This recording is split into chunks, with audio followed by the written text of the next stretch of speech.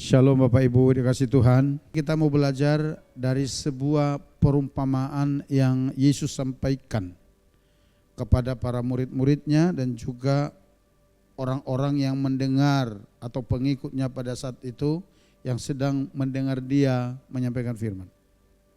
Coba kita lihat dari Matius 25 ayat 1 sampai 13. Kita akan berbicara mengenai hidup dengan bijaksana. Kita akan baca secara bergantian. Saya akan bacakan nomor ayatnya yang ganjil atau ayat 1. Saya memulai di ayat 1. Nanti Bapak Ibu ayat 2 atau genap. Kita bergantian dan nanti di ayat yang ke-13 kita akan baca bersama-sama. Saya baca dari ayat 1. Demikian firman Tuhan. Pada waktu itu hal kerajaan sorga seumpama 10 gadis. Perhatikan ya. Pada waktu itu, pada waktu kapan? Pada waktu kedatangan Yesus nanti kedua kali. Diumpamakan itu hal kerajaan surga itu seumpama 10 gadis dikatakan. Nah, yang mengambil pelitanya dan pergi menyongsong mempelai laki-laki, ayat 2, 1, 2, 3 ya. Gadis-gadis yang bodoh itu membawa pelitanya tetapi tidak membawa minyak, ayat 4, 1, 2, 3 ya.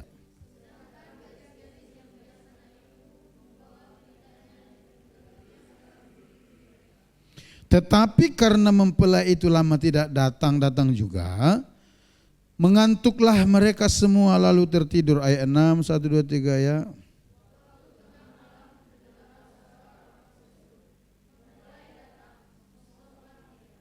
Gadis-gadis itu pun bangun semuanya lalu membereskan pelita mereka, ayat 8, 1, 2, 3 ya.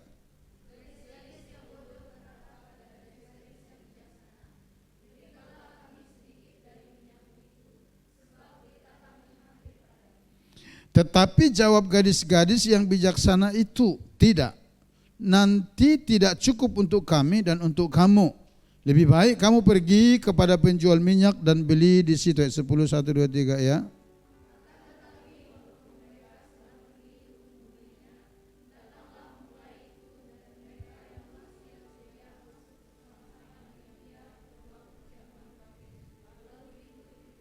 Kemudian datang juga gadis-gadis yang lain itu dan berkata, maksudnya gadis yang bodoh itu yang 5 orang itu, Tuan, Tuan, bukakanlah kami pintu, ayat 12, 1, 2, 3 ya.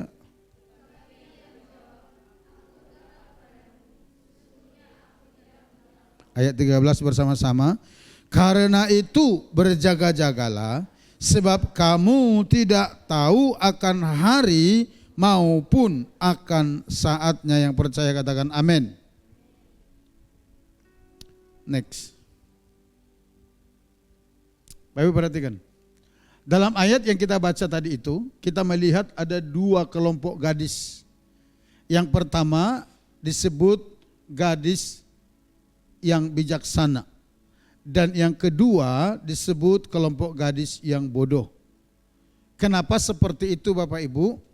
Karena dikatakan 5 gadis bijaksana ini pada akhirnya bertemu dengan mempelai laki-laki, tetapi yang 5 gadis yang bodoh ini tidak bertemu.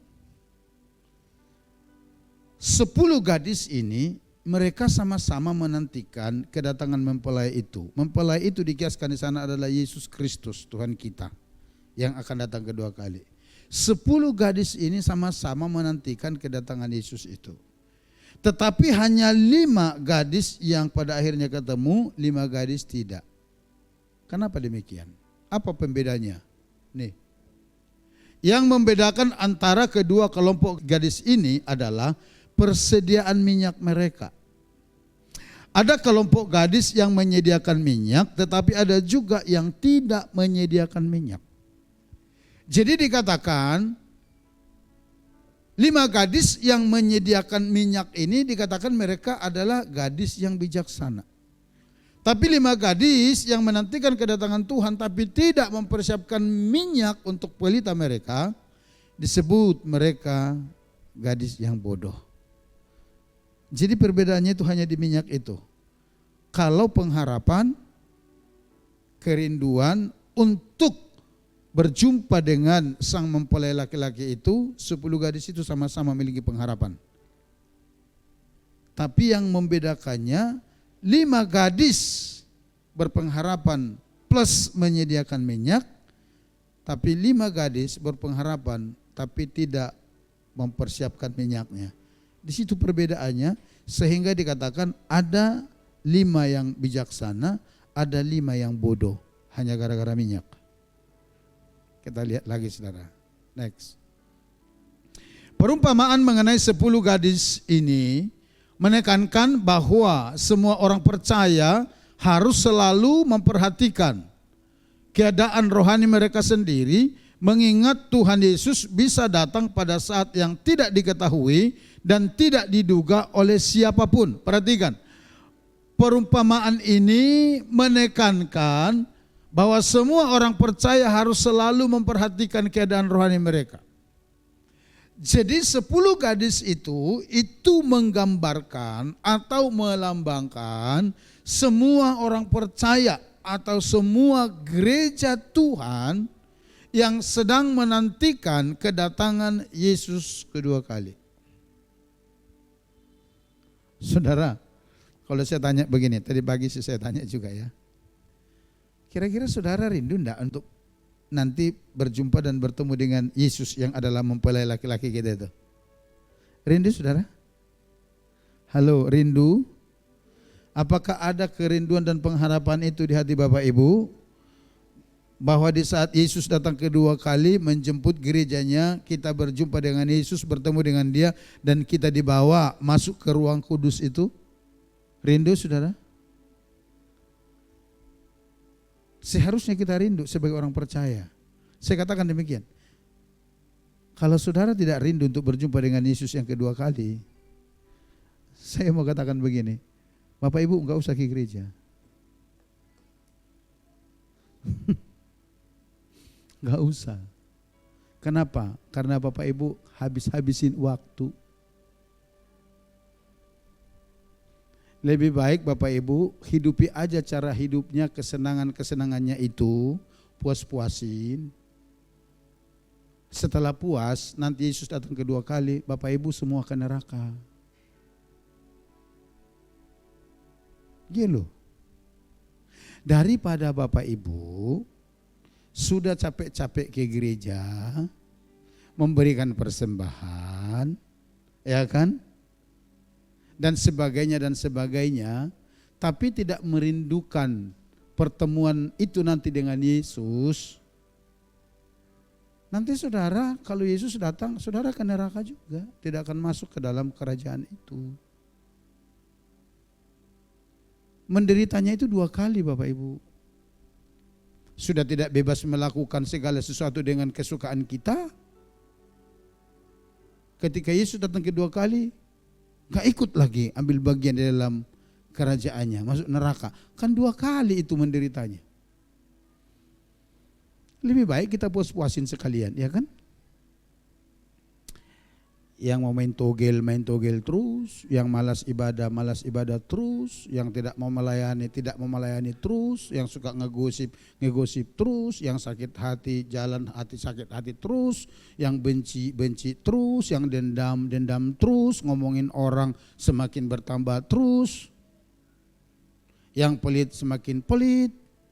Tapi orang percaya, orang Kristen, orang-orang begitu kan Alkitab katakan tidak akan mendapat bagian dalam kerajaan Allah. Jadi lebih baik aja sekalian kita puas-puasin. Puas-puasin selama di dunia ini, nanti kalau udah mati Yesus datang, kita ke neraka sekali menderitanya. Selama di dunia masih senang-senang.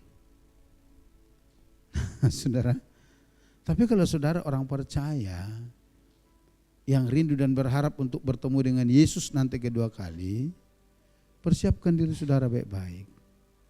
Karena perumpamaan yang Yesus sedang ajarkan ini adalah gambaran gereja Tuhan. Ini adalah perumpamaan tentang gereja Tuhan nanti ketika Yesus datang. Ini adalah gambaran orang percaya bahwa nanti kondisinya itu seperti ini kata Yesus. Yesus sampaikan di awal-awal supaya nanti tidak ada penyesalan. Supaya nanti tidak ada orang berkata demikian, kenapa kami enggak masuk dalam kerajaan itu? Kok kami enggak tahu? Nah, Yesus nanti akan bilang begini, kan sudah disampaikan dalam bentuk perumpamaan. Ya kan saudara? Sudah disampaikan. Nah, setiap orang harus berjaga-jaga dan bertekun dalam iman. Supaya bila hari dan waktunya tiba, mereka akan diterima oleh Tuhan saat Ia datang kembali. Kelalaian untuk memelihara hubungan pribadi dengan Dia, yaitu Tuhan, akan tersingkir dari kerajaannya pada saat kedatangannya yang kedua kali. Bapak Ibu perhatikan ini. Kelalaian untuk memelihara hubungan pribadi dengan Yesus, yaitu Tuhan, akan tersingkir dari kerajaannya pada saat kedatangannya yang kedua kali.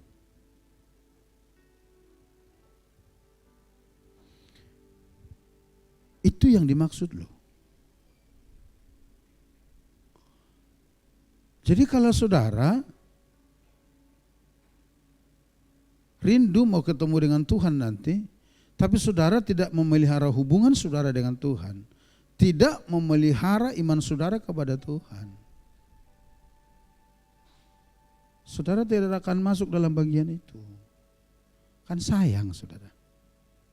Ya kan? Oleh karena itulah Yesus membentangkan perumpamaan ini.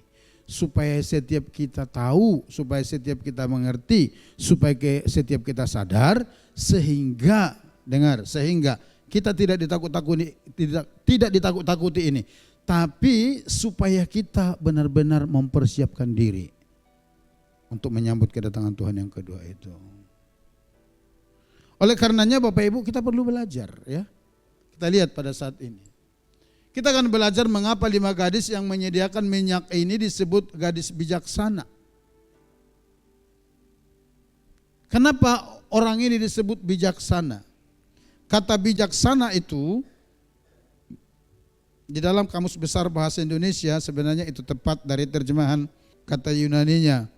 Kata bijaksana itu sama seperti yang diterjemahkan itu juga Bapak Ibu. Bijaksana itu dikatakan demikian. Cermat, cerdas, mempergunakan akal budi dan pikirannya. Itu orang bijaksana.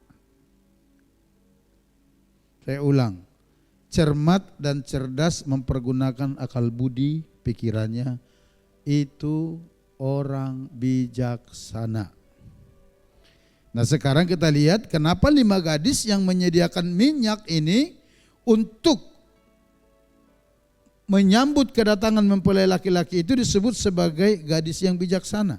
Sehingga mereka bertemu dengan mempelai laki-laki itu dengan Tuhan dan mereka masuk di dalam kerajaan itu.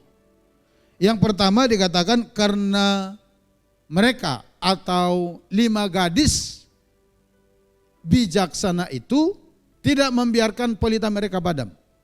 Ayat 3 berkata begini, gadis-gadis yang bodoh itu membawa pelitanya, tetapi tidak membawa minyak.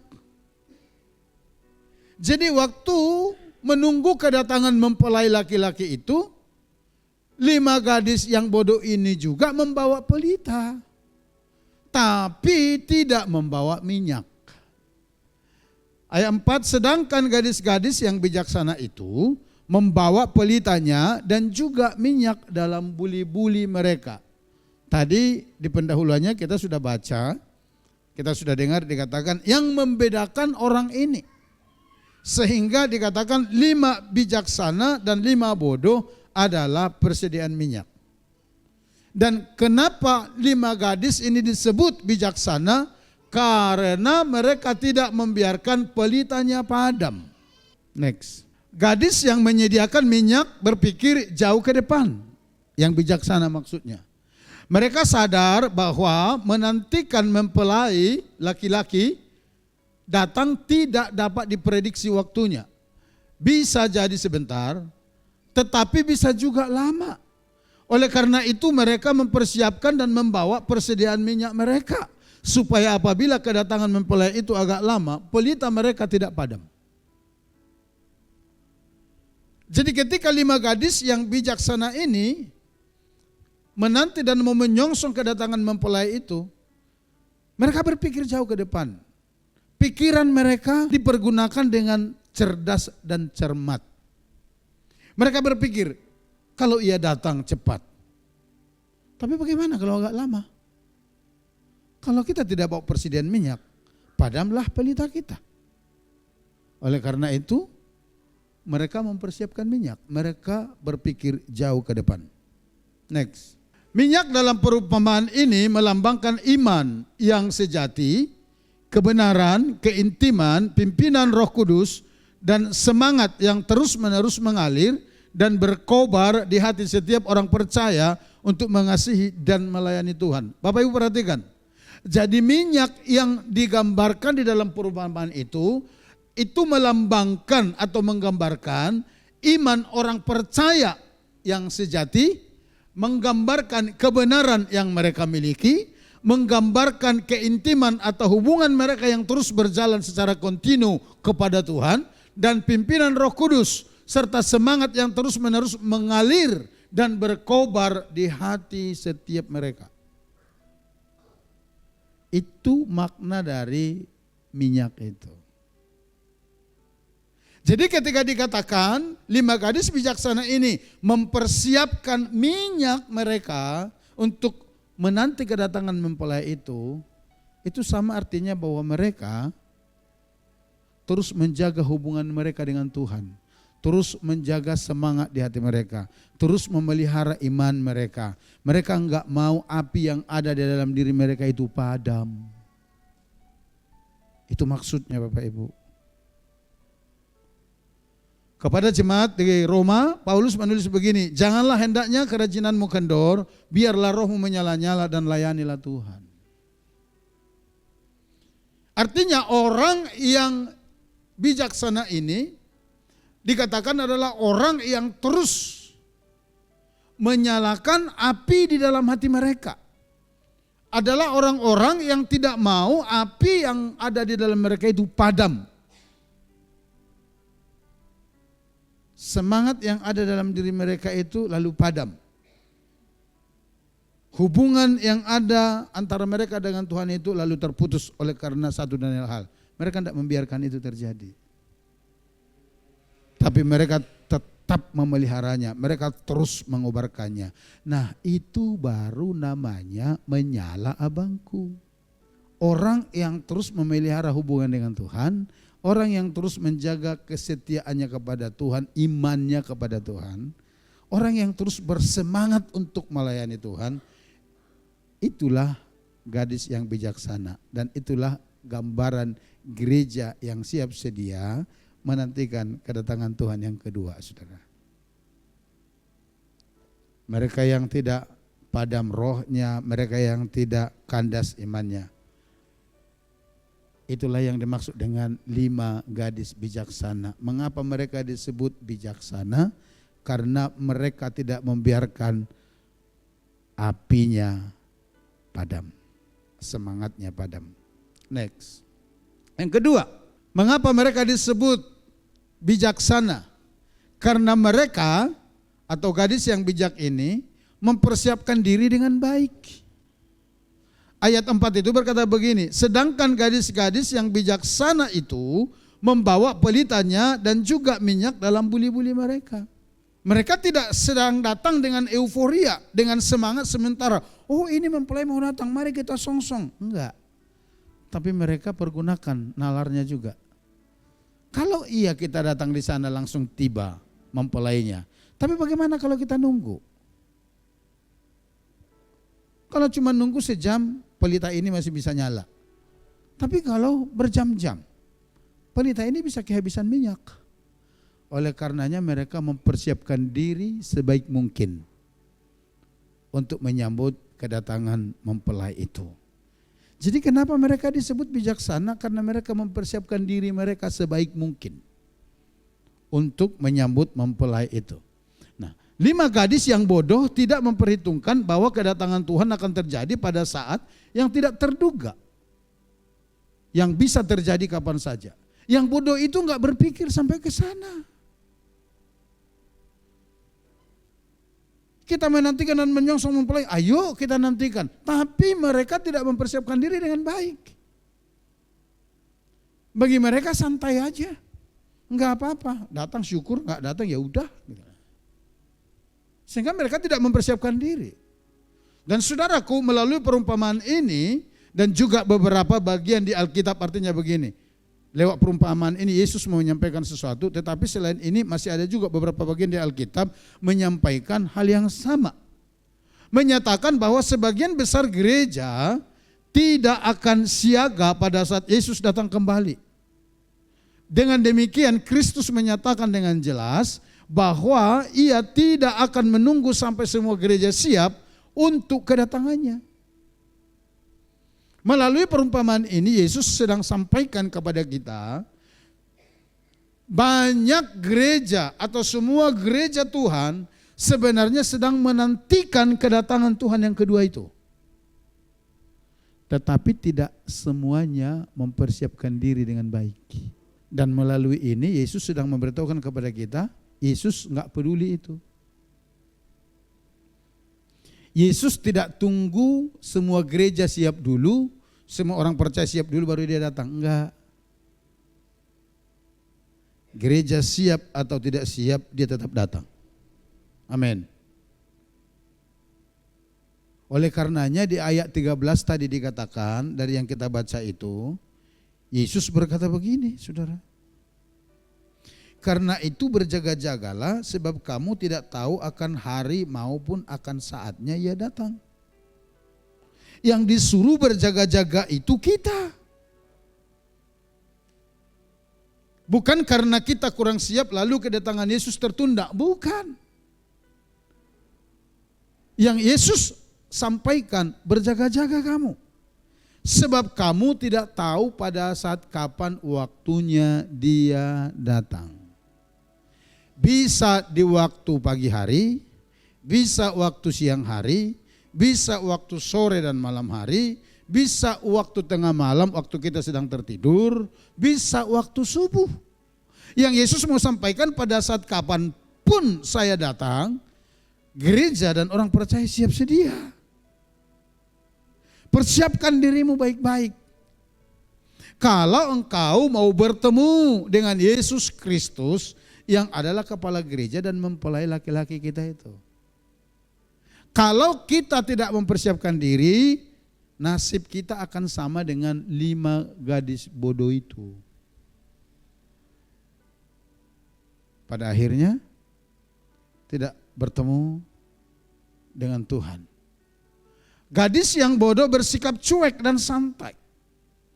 Mereka beranggapan masalah persediaan minyak, artinya persiapan rohani, iman, dan kesetiaan ada hal sepele dan gampang. Hal itu bukan sesuatu yang serius di hadapan Tuhan. Ini sikap 5 gadis yang bodoh.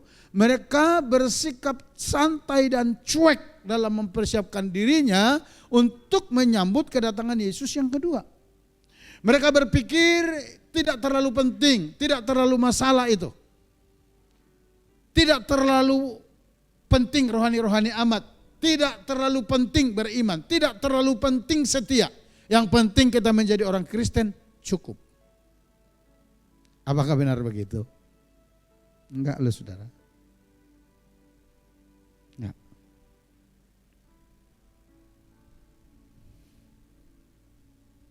Namun pikiran kelima gadis bodoh itu meleset. Ketika pelita mereka hampir padam, mereka tidak mendapatkan minyak semudah yang mereka pikirkan. Untuk mempertahankan pelita mereka tetap menyala. Ketika mempelai itu ada suara datang berseru, kata mempelai datang. Dan pelita mereka sudah mulai meredup. Yang mempersiapkan minyak mereka senang sambut lalu berjumpa dengan Tuhan mempelainya. Tapi yang bodoh, yang kehabisan minyak, mereka kelimpungan. Waduh, ternyata mempelai udah datang. Minyak dong, bagi dong minyak, tolong dong. Tapi 5 gadis bijaksana berkata demikian, enggak, nanti kami enggak kebagian. Lebih baik kamu cari minyak ke tempat lain.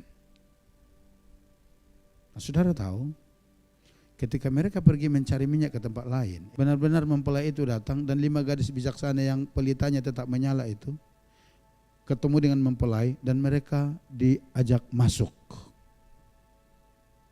ke ruang perjamuan. Setelah mereka masuk, pintu ditutup. Alkitab tadi mencatat, setelah pintu ditutup, 5 gadis bodoh ini yang datang kembali mengetok-ngetok pintu itu, berkata, "Tuhan, Tuhan, bukakanlah pintu bagi kami." Tapi apa jawab mempelai itu? Dikatakan, "Tidak, sebab aku tidak mengenal kamu." Itu gambaran orang percaya yang tidak mempersiapkan diri dengan baik ketemu dengan Tuhan, yang pada akhirnya tidak masuk ke ruang perjamuan itu bersama dengan Tuhan. Kan sayang kan saudara ya? Kasihan ya. Hanya karena apa? Hanya karena mereka tidak mempersiapkan diri dengan baik. Hanya karena mereka merasa cuek. Hanya karena mereka merasa tidak perlu terlalu beriman. Enggak perlu terlalu serius di dalam Tuhan. Enggak perlu terlalu setia. Yang penting kita ibadah sekali seminggu, hari Minggu cukup, itu pun kalau rutin. Saudara, Yesus menjelaskan kepada kita, enggak seperti itu. Kalau seperti itu sikap kita, saat Dia datang, kita tidak akan masuk ke dalam kerajaannya. Ini Yesus yang membentangkan perumpamaan ini. Lain halnya dengan 5 gadis yang bijaksana. Mereka mempersiapkan diri sebaik mungkin untuk menyambut kedatangan mempelai itu. Itu sebabnya mereka membawa bukan hanya pelita, tetapi juga persediaan minyak untuk mempertahankan pelita mereka tetap menyala. Sangat beda.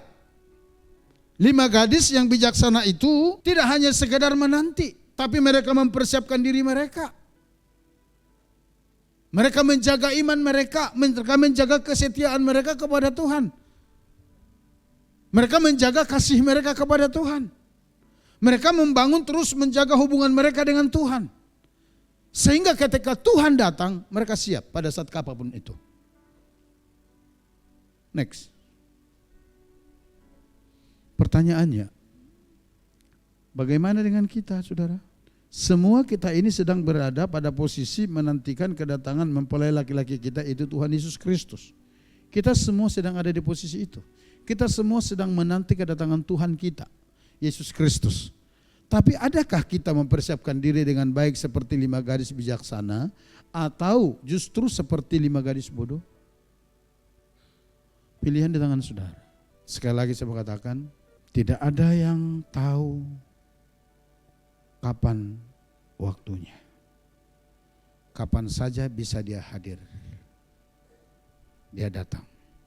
Oleh karenanya kita perlu terus mempersiapkan diri kita. Tidak ada istilah berkata demikian, "Waduh Pak, tunggu saya tua lah, baru nanti saya sungguh-sungguh serius mempersiapkan diri." Bapak Ibu, ayat ini tidak berkata begitu. Yesus tidak berkata, "Tunggu kamu sudah tua baru kamu persiapkan diri." Enggak. Karena orang berpikir kan, kalau udah tua, udah dekat-dekat dengan hari kematian, baru mempersiapkan diri. Anak-anak muda dengar baik. Data statistik di Lantas itu memberikan datanya, bahwa belakangan ini lebih banyak orang-orang muda yang meninggal karena kecelakaan daripada orang tua.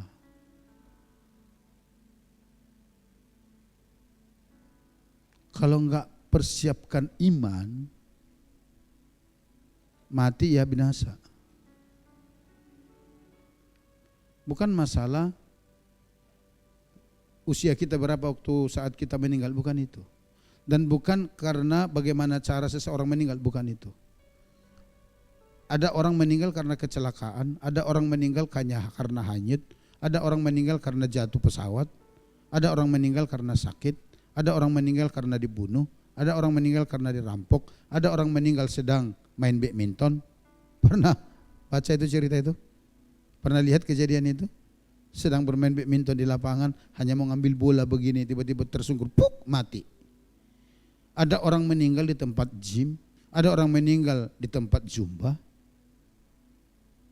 Bahkan ada orang meninggal tengah melayani sedang bersaksi, tiba-tiba bruk, mati. Ada orang meninggal sedang duduk-duduk, lalu mati. Ada orang meninggal sedang main game.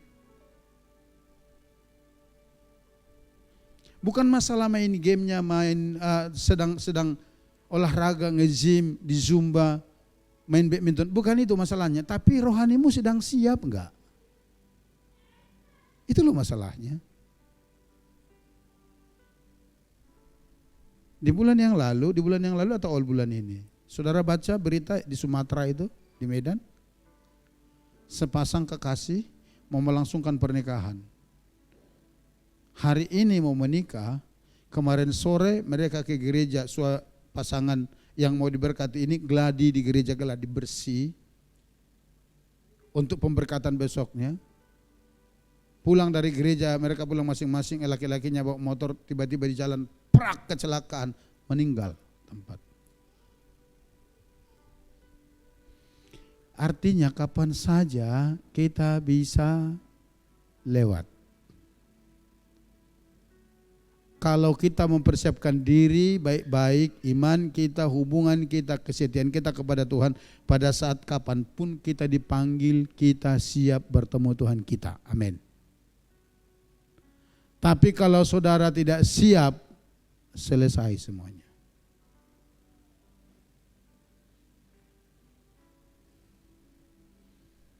Anak muda, setengah muda, orang tua yang sudah cukup lanjut usia, semuanya kita harus mempersiapkan diri dengan baik.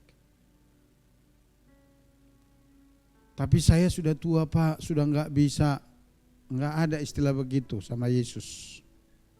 Kita tetap bisa mengambil bagian di dalam menjaga dan membangun hubungan kita, iman kita, persekutuan kita dengan Tuhan. Kami hari Rabu malam di Pontianak, doa pengerja saudara ya. Persis di sebelah saya duduk seorang nenek tua, encim-encim lah ya. Bapak Ibu tahu, waktu saya dengan ibu belum menikah sudah di El Sadai itu, beliau sudah punya cucu, mungkin ya pada waktu itu udah orang tua, udah pelayanan. Sampai hari Rabu yang lalu beliau masih aktif pelayanan. Sudah sangat tua. Saya bilang sama ibu, salut dengan kesetiaan beliau itu. Rumahnya di Siantan, datang doa pengerja di Kota Baru. Itu lumayan jauh loh Bapak Ibu. Kalau kita di sini doa pengerja jam 8:30 kita udah selesai. Di sana biasanya bisa sampai 9:30, jam 10 malam. Orang tua setua itu. Tapi saya percaya itu beliau lakukan dalam rangka mempersiapkan dirinya untuk menyambut sang mempelai. Bagaimana dengan kita? Ayo kita persiapkan diri kita dengan baik. Anak-anak muda, persiapkan dirimu dengan baik-baik. Jangan bilang nanti aja. Jangan terlena dengan game, jangan terlena dengan kesenangan-kesenangan duniawi. Seperti saya katakan tadi, bagaimana kalau kita naik motor tiba-tiba enggak tahu bagaimana jantungnya berdiri, plak, enggak sempat minta ampun sama Tuhan. Selesai udah.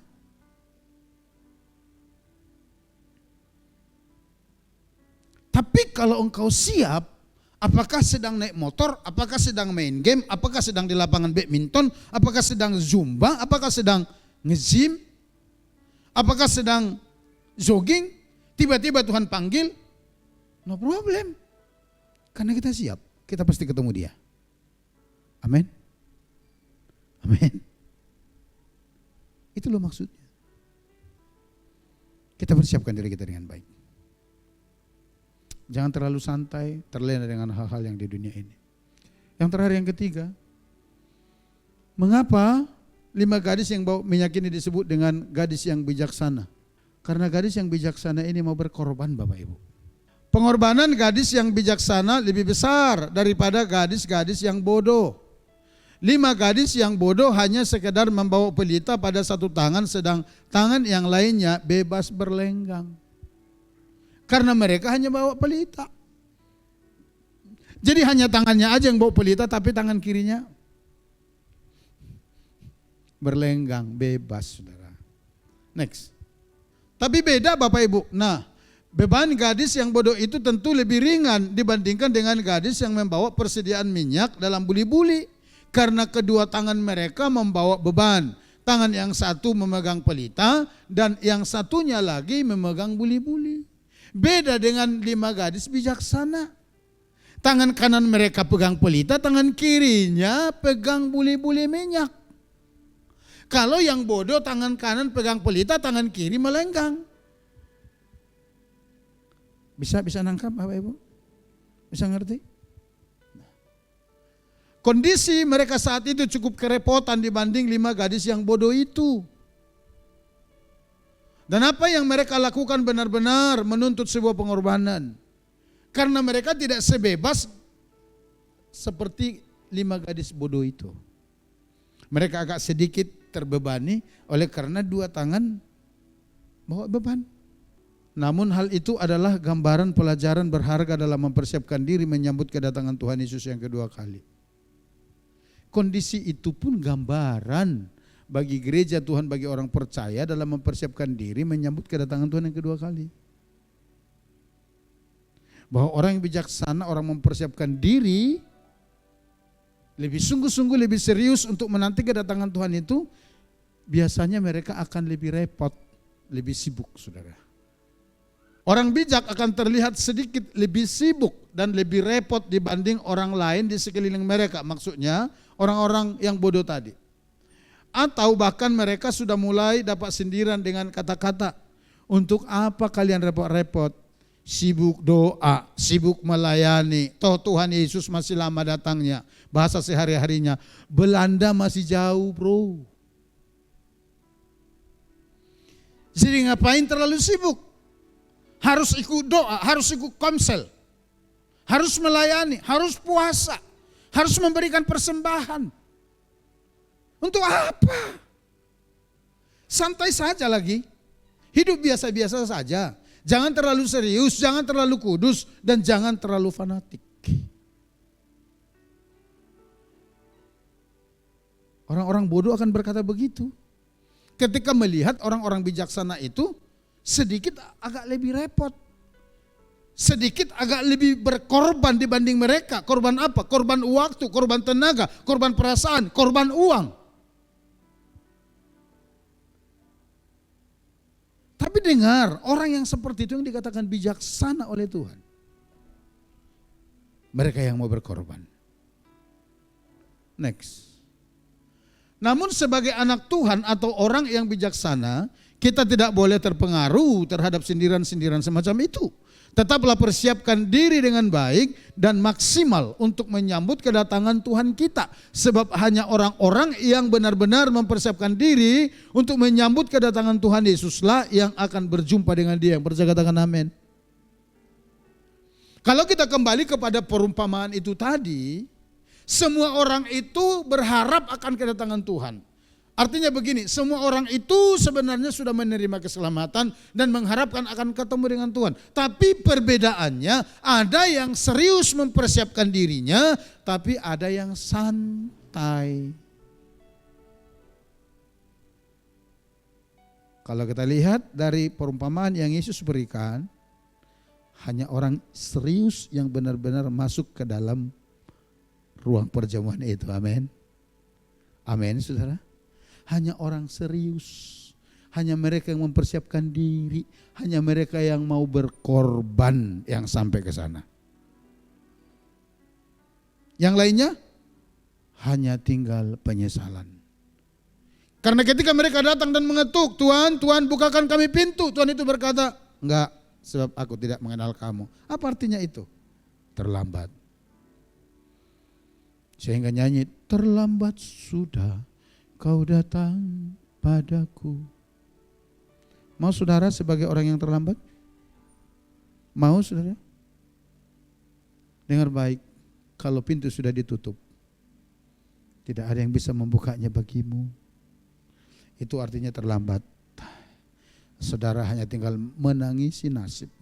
Saudara hanya tinggal berpikir, kenapa saya enggak serius tadinya ya? Kenapa saya enggak persiapkan diri dengan baik ya? Kenapa saya tidak mau terlibat pelayanannya? Kenapa saya tidak mendukung pelayanannya? Kenapa saya tidak mau ikut komsel ya? Kenapa saya tidak bertumbuh ya? Hanya meratapi nasib. Oleh karenanya sebelum itu terjadi, Yesus memberitahukan kepada kita supaya kita jangan begitu. Tapi kita menjadi orang percaya yang benar-benar mempersiapkan diri kita untuk ketemu Tuhan. Saya mau katakan sekali lagi, Bapak Ibu, kita bersyukur Tuhan sampaikan firman ini kepada kita supaya kita mempersiapkan diri. Tapi kalau toh pada akhirnya kita meresponnya tetap santai saja dan biasa saja, kalau sampai Bapak Ibu nanti tertinggal,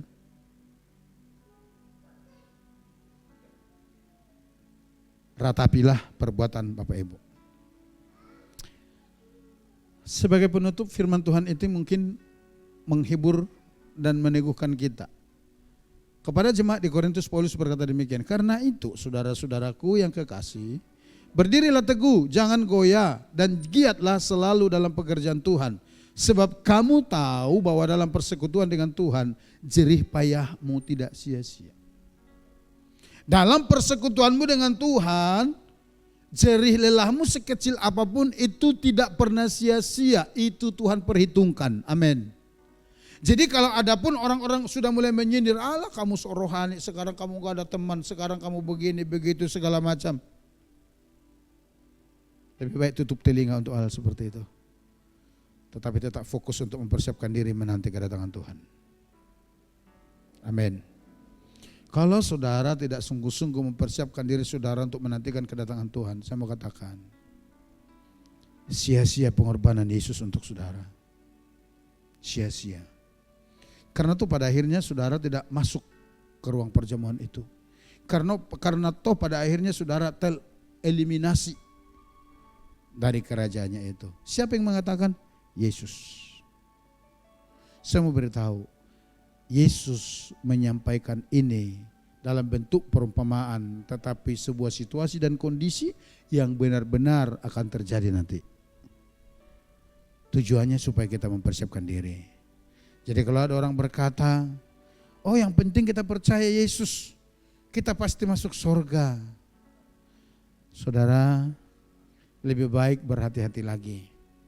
Kalau saudara percaya Yesus setelah menerima Yesus langsung mati, iya saudara ke surga.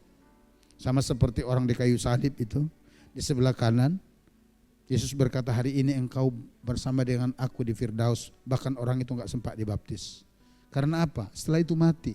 Tapi kalau kita diberi kesempatan hidup, ada banyak hal yang harus kita kerjakan sebagai wujud kasih dan cinta kita dan ketaatan kita kepada Tuhan. Termasuk mempersiapkan diri dengan baik menyambut kedatangan Dia. Oleh karenanya saya minta kita semua saudara. Ya, saya minta kita semua. Mari kita cross check rohani kita. Kita cross check.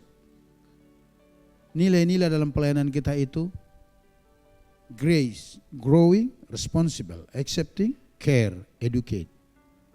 Artinya bertumbuh, bertanggung jawab, menerima, peduli, dan juga mendidik. Itu nilai di sini.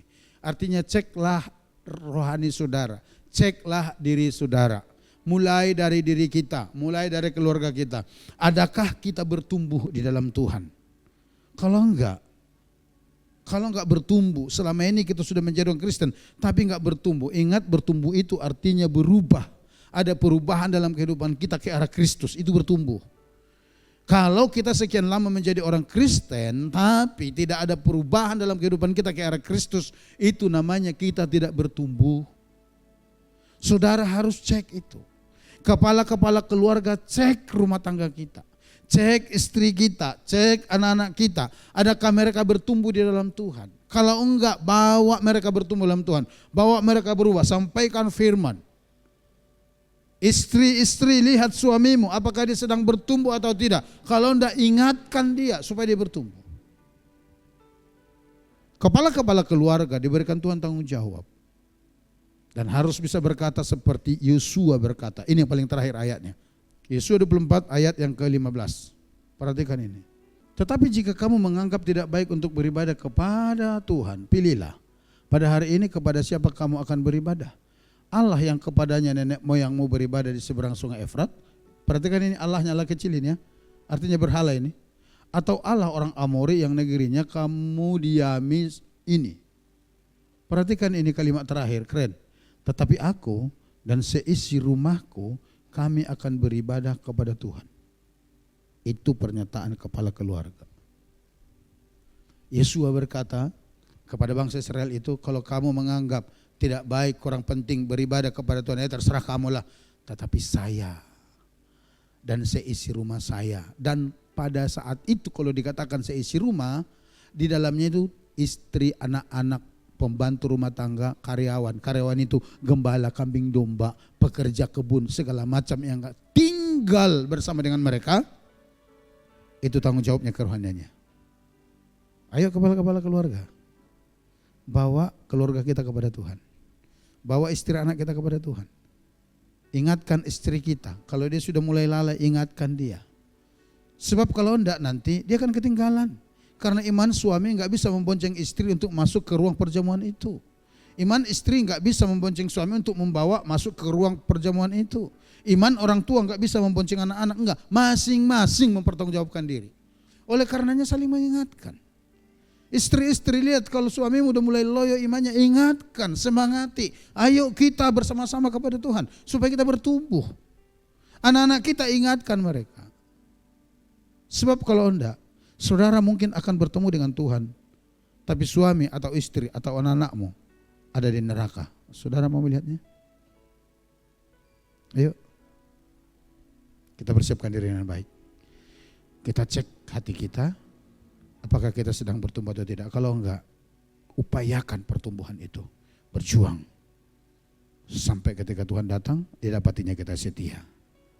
Yang mau dan percaya katakan amin. Kita datang kepada Tuhan.